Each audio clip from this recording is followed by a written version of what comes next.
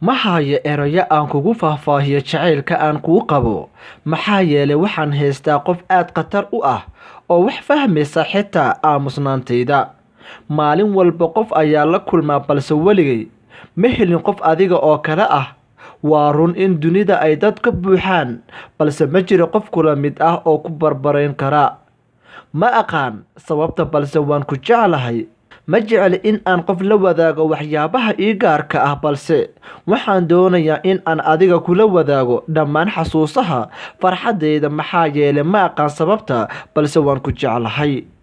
Waxaan magacaada ku qoray cirka balse dabeesha ayaa qaaday. Waxaan magacaada ku qoray dhulka balse bacaadka ayaa qaaday. Kadib waxaan ku qoray qalbigayga weligiisna waa ku qornaanayaa. Ma ihi qof daciif ah.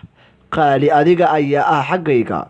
Inta aad adiga tahay jacaylkayga ma jirto wax dunidan yaal oo ruuxi kara ama gilgili kara. Waan ku jeclahay mar walba qaali, ee markasta igu hay laabtaada.